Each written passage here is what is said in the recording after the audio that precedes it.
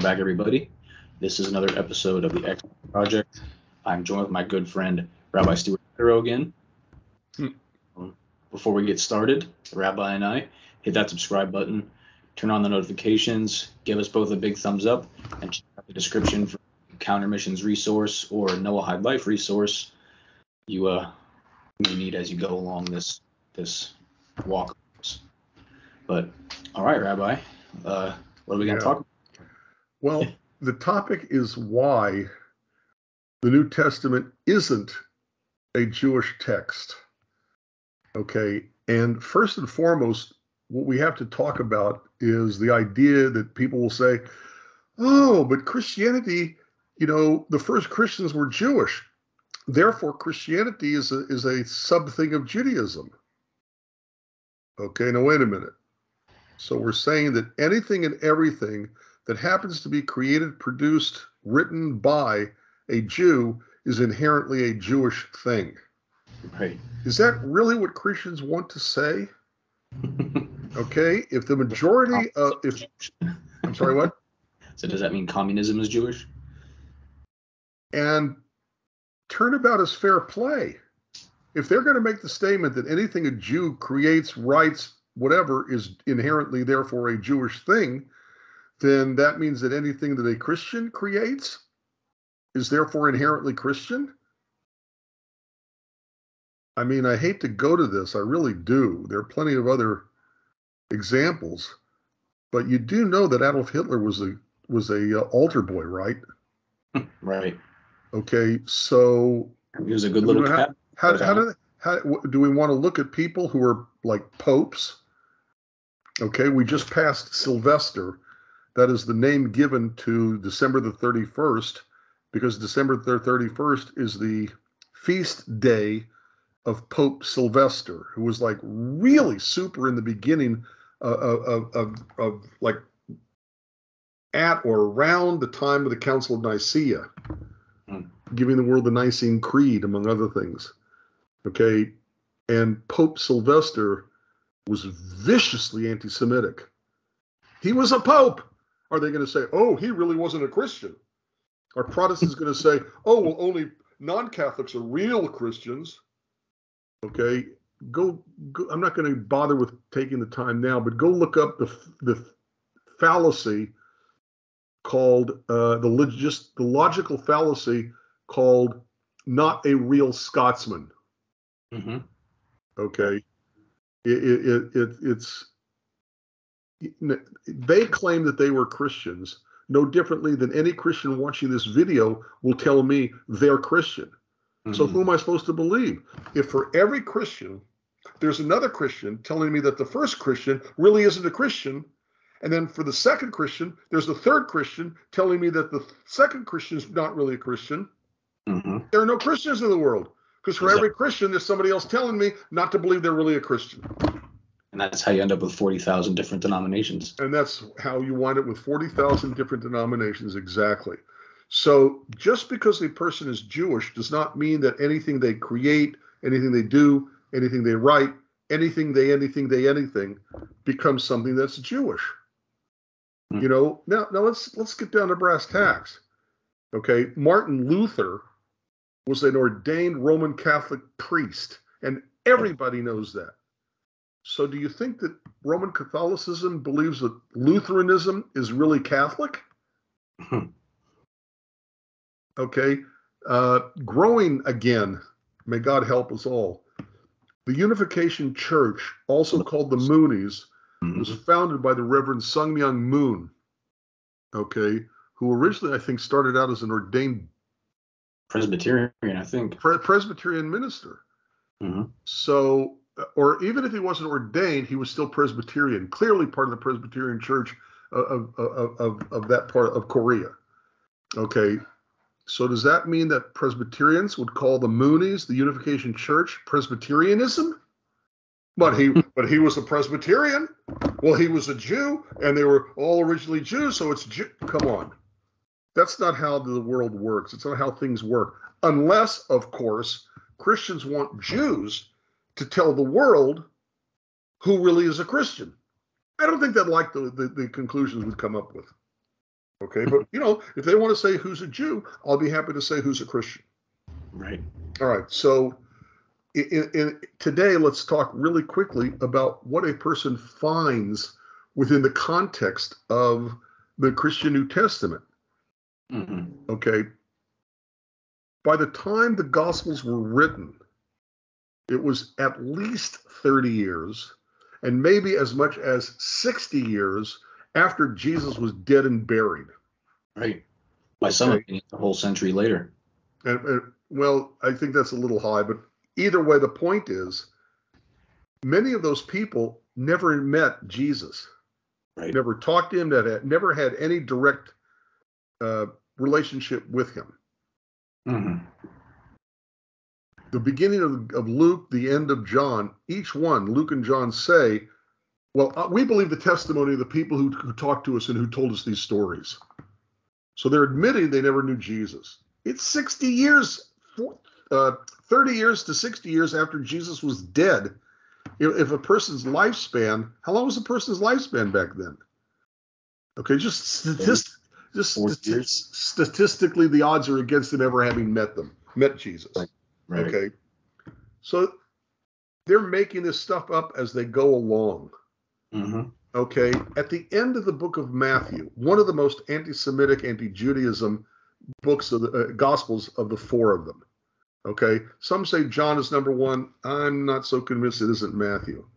Right. But you have the in order to shift blame from the Roman soldiers who killed Jesus, they have this scene, okay, where the people are clamoring for the death of Jesus. Crucify him, crucify him.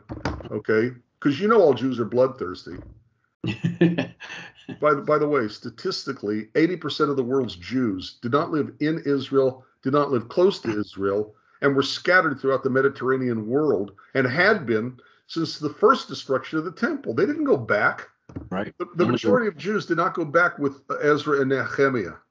Mm-hmm. Nehemiah. They didn't go back. They had by the time they were going back to Israel, the Jews were having a good time in Babylon. They didn't want to go back. And then Persia took over. They didn't want to go back. This is 2 generations later, 70 years, 3 generations later. Okay. Right.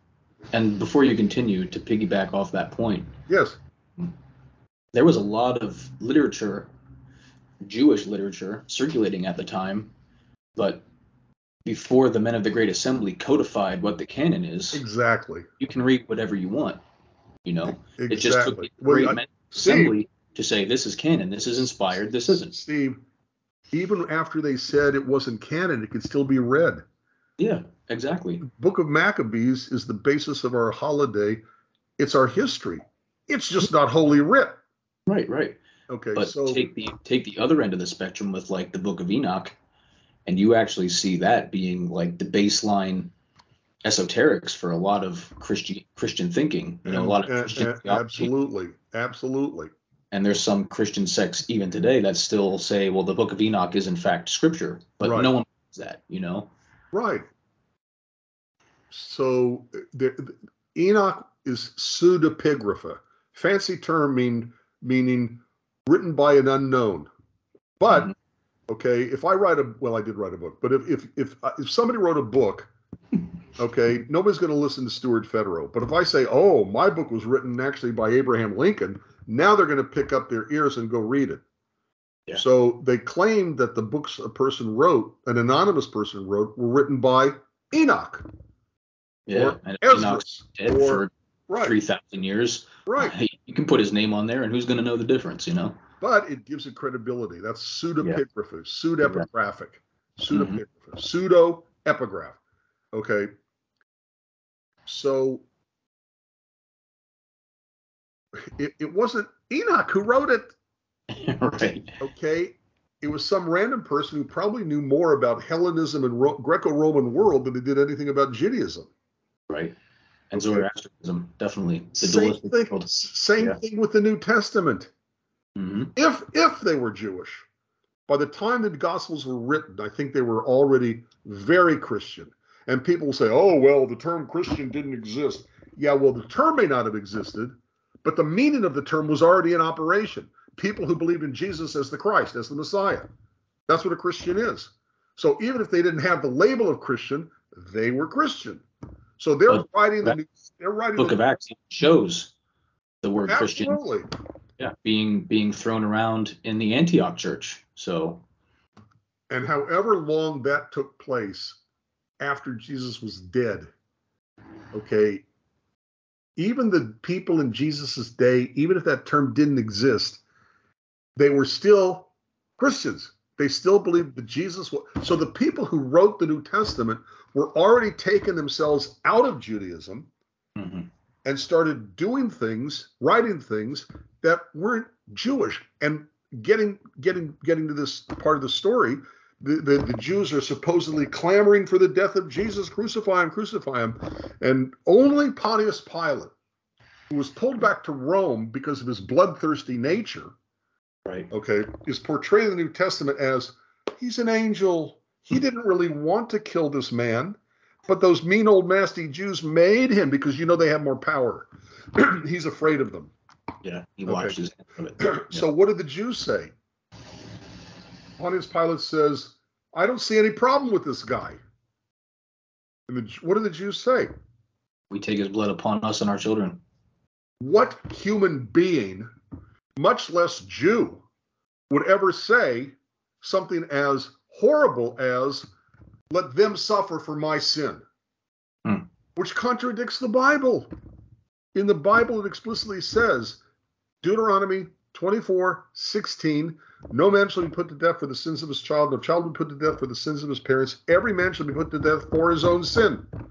And yet they're going to deny their own faith. And you get this in repeated places throughout in the New Testament, in the Hebrew Scriptures. It's not just Deuteronomy 24:16. Okay, Exodus 32, Ezekiel 18. The person who does the sin is the person who gets the punishment for that sin. Yeah, okay, it's in Psalms. The point is that no person would even think to say, "Oh, let my kids get the suffering for my sin." They wouldn't want that, but the Jews are portrayed as saying, "Let it be upon us and our children forever." Okay, right. And second of all, no Jew would write that because it contradicts what we already know comes from God. Deuteronomy 24:16, Ezekiel 18, okay, Exodus 32, 31 or 32, can't remember.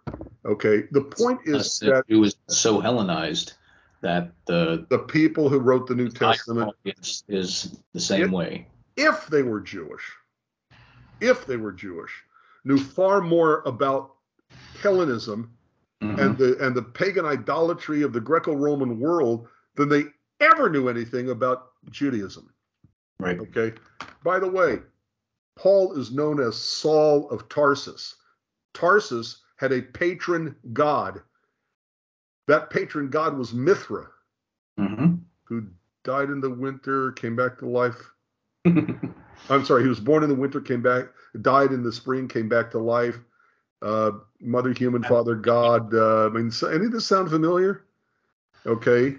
Invented by Paul.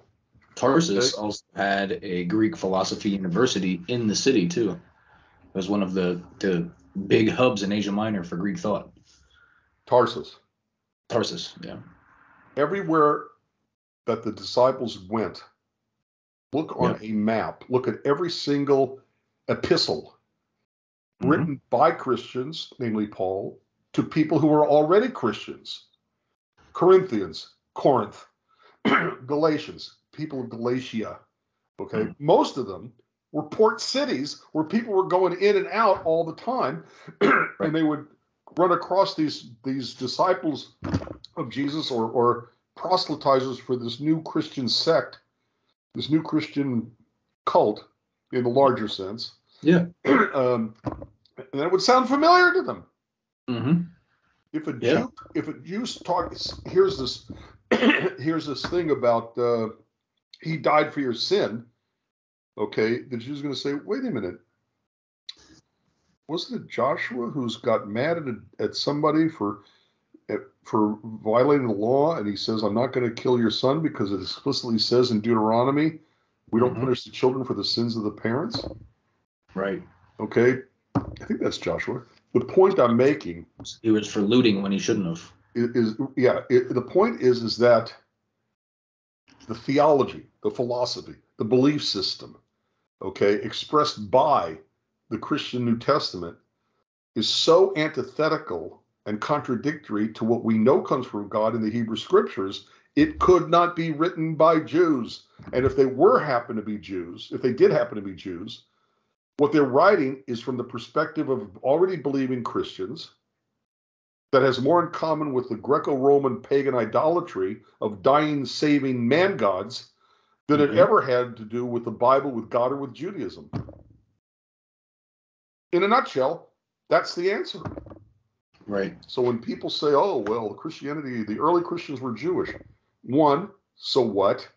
Two, how Jewish were they?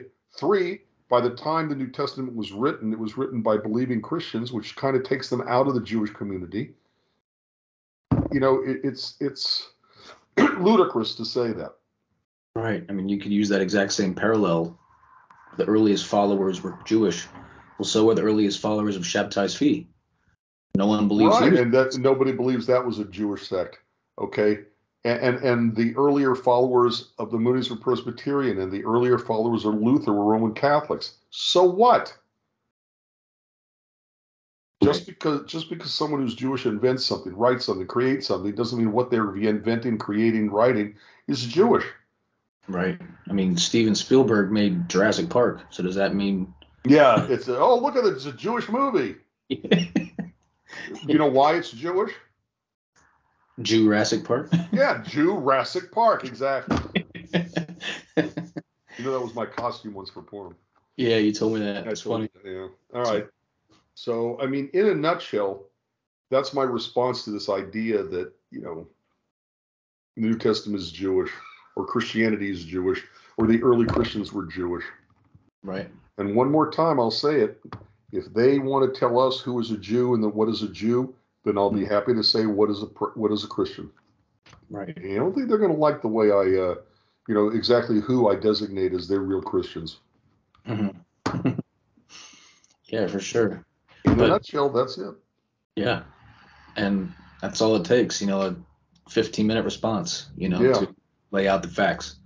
That's right. Everybody, Rabbi Stuart Federer, check out his book, Judaism and Christianity: A Contrast, also available in Spanish.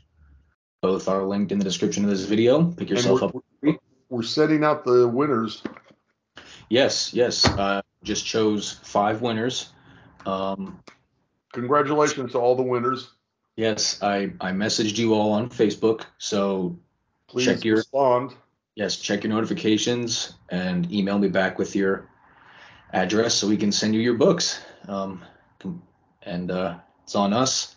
It's thankful for you guys for getting us to that 1,000 mark. May this be the beginning of something 100,000 times larger. I mean, but all right, everybody. Rabbi? Yeah. Any closing remarks? Short and sweet. Short and sweet. But yeah, until next time, we're going to dial in on the basic major points theologically. It's a simple answer to the question, why don't Jews believe in Jesus? Yep. Keep it simple, stupid, right? Yes, KISS. Yep, absolutely. All right, everyone. I'm Steve Eisenhower. This was the Exodus Project. We'll see you next time.